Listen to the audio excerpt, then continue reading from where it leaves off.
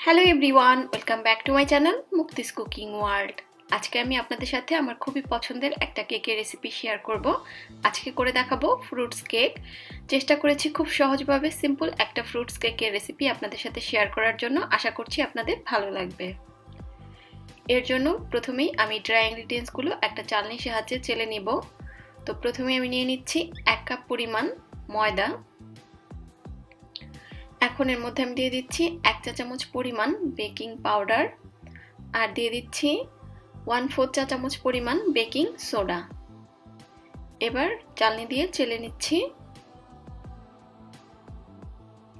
চেলে নেওয়া কিন্তু খুবই জরুরি কেক বানানোর ক্ষেত্রে ড্রাই ইনগ্রিডিয়েন্টসগুলো, তো অবশ্যই চেলে নেবেন।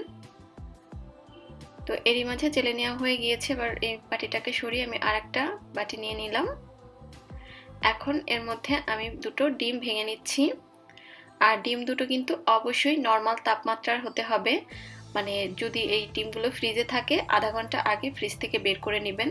যে কোনো কেকের ক্ষেত্রেই ডিমটা নর্মাল তাপমাত্রায় থাকা খুবই জরুরি।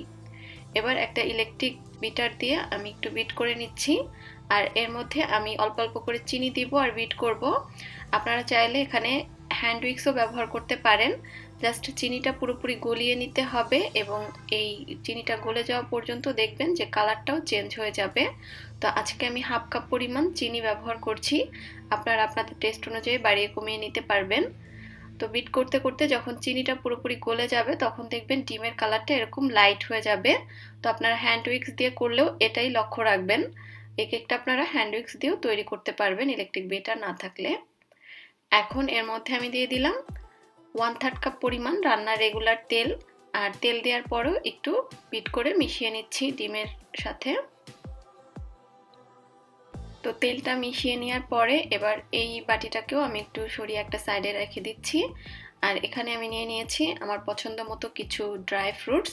আপনারা আপনাদের পছন্দ মতো যে কোনো ড্রাই ফ্রুটসই ব্যবহার করতে পারবেন। এখানে আমি 2 টেবিল চামচ পরিমাণ নিয়েছি কাজু বাদাম, 2 টেবিল চামচ পরিমাণ চেরি, 2 টেবিল চামচ পরিমাণ কিশমিশ, 1 টেবিল চামচ পরিমাণ কাঠবাদাম আর নিয়েছি 3 টেবিল চামচ পরিমাণ মোরব্বা।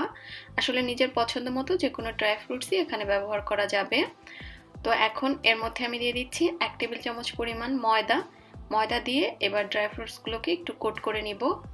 এখন অনেকেরই প্রশ্ন থাকতে পারে যে ময়দা কেন ব্যবহার করছি। আসলে এই ড্রাই ফ্রুটসগুলো যদি আমরা ময়দা ব্যবহার না করি সেক্ষেত্রে সব নিচের দিকে চলে যাবে, আর যদি ময়দাটা ব্যবহার করা হয় সেক্ষেত্রে এটা ইভেনলি সব জায়গায় কেকের মধ্যে ছড়িয়ে পড়বে। তো এই জন্য ময়দাটা ব্যবহার করা। এখন এর মধ্যে আমি যে ড্রাই ইনগ্রিডিয়েন্টসগুলো চেলে রেখেছিলাম সেটা মিশিয়ে নেব। আর ড্রাই ইনগ্রিডিয়েন্টসগুলো আমি অল্প অল্প করে একটা স্প্যাচুলার সাহায্যে খুবই আলতো হাতে মিশিয়ে নিচ্ছি। এই ফ্রুটস কেকটা আসলে আমি অনেকটা আমার নিজের মতো করেই তৈরি করছি। আমি এভাবে প্রায় করে থাকি এবং আমার খুবই পছন্দ এই কেকটা। তো আশা করছি আপনাদের কাছেও রেসিপিটা ভালো লাগবে। তো আমি অল্প অল্প করে ময়দা এখানে অ্যাড করে দিচ্ছি।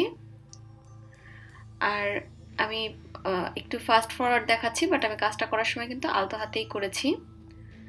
তো সবটুকু ময়দা দেওয়ার পরে আমার কাছে মনে হচ্ছে ব্যাটারটা একটু বেশি টাইট হয়ে গিয়েছে। তো এর মধ্যে আমি সামান্য একটু লিকুইড গরুর দুধ দিয়ে দিব। এখানে আমি 2 টেবিল চামচের মতো ব্যবহার করছি। আপনারা আপনাদের প্রয়োজন অনুযায়ী কম কিংবা বেশি ব্যবহার করতে পারবেন। তবে এই কেকের ব্যাটারটা রেগুলার কেকের ব্যাটারের তুলনায় কিন্তু একটু টাইটই হবে। মানে এটা রেগুলার ব্যাটারের থেকে সামান্য একটু ঘন হবে, কারণ এর মধ্যে আমরা ড্রাই ফ্রুটসগুলো অ্যাড করব। তো এটা যদি বেশি পাতলা থাকে সেক্ষেত্রে ড্রাই ফ্রুটসগুলো নিচে চলে যাবে। তো এখন আমি সেই যে ময়দার মধ্যে ড্রাই ফ্রুটস মিশিয়ে রেখেছিলাম সেটা দিয়ে দিলাম। দিয়ে দিলাম 1/4 চা চামচ পরিমাণ দারচিনির গুঁড়া আর 1 চা চামচ পরিমাণ ভ্যানিলা এসেন্স। এই ফ্রুট কেকের মধ্যে দারচিনির গুঁড়াটা খুব সুন্দর একটা ফ্লেভার আনে।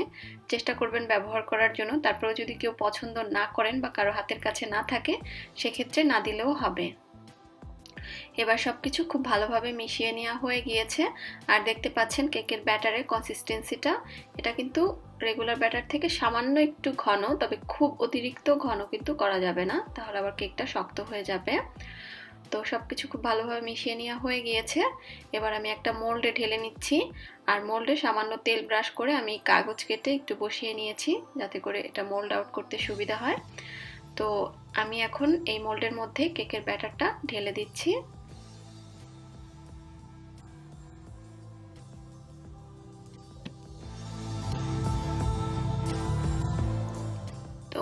বোর্ডের মধ্যে কেকের ব্যাটারটা ঢেলে দেওয়ার পরে এটাকে আমি একটু ছড়িয়ে দিচ্ছি এবং একটু ট্যাপ করে নিয়েছি।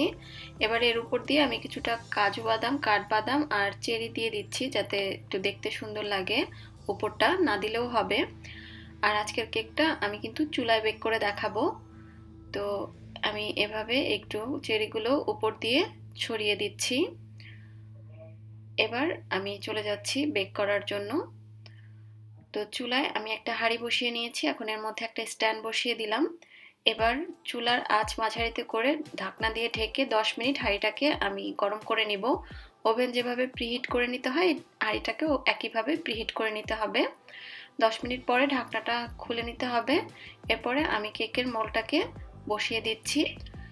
কেকের মোলটা বসিয়ে নেওয়ার পরে এবার ঢাকনা দিয়ে ঢেকে চুলার আঁচ মাঝারিতে করে প্রথমে 5 মিনিট জাল করব।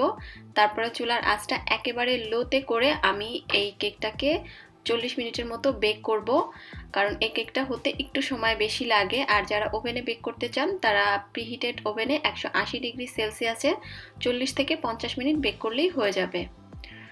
তো আমি সব মিলিয়ে প্রায় 50 মিনিটের মতো বেক করেছি। এবার ঢাকনাটা আমি খুলে নিলাম। এখন একটা কাঠি ঢুকিয়ে একটু চেক করে নিচ্ছি। কাঠিটা দেখেন একদম ক্লিন বের হয়েছে, তার মানে কেকটা হয়ে গিয়েছে। এবার আমি চুলা থেকে কেকটাকে নামিয়ে নিচ্ছি। কেকটাকে এখন আমি নর্মাল তাপমাত্রায় পুরোপুরি ঠান্ডা করে নিব। তো কেকটা এরই মাঝে ঠান্ডা হয়ে গিয়েছে। এবার আমি এই সাইডের কাগজগুলো হাত দিয়ে একটু খুলে নিচ্ছি, এটা খুব ইজিলি বের হয়ে আসবে। আর কেকটা যেহেতু চুলায় বেক করা, তো পিছন দিকটা দেখেন কত সুন্দর কালার এসেছে। চুলার কেক কিন্তু উপরে কালার আসে না, সেটা আমরা হয়তো কম বেশি সবাই জানি। আর কেকটা কিন্তু অনেক সফটও হয়েছে। তো এখন আমি আমার নিজের পছন্দ মতো স্লাইস করে কেকটাকে কেটে নিব। আর কেকটা যেহেতু আমি চুলায় তৈরি করেছি তাই দেখতে কিছুটা সাদাটে হয়েছে। ওভেনে বেক করলে এটা দেখতে আরও বেশি সুন্দর হবে। তবে ওভেন বা চুলায় যেভাবেই করেন না কেন, খেতে দুভাবেই অনেক বেশি টেস্টি। টেস্টে তেমন কোনো হেরফের আসে না। তো আশা করছি আপনাদের কাছে আমার আজকের এই রেসিপিটা ভালো লেগেছে। তাহলে আজকের মতো বিদায় নিচ্ছি। আল্লাহ হাফেজ।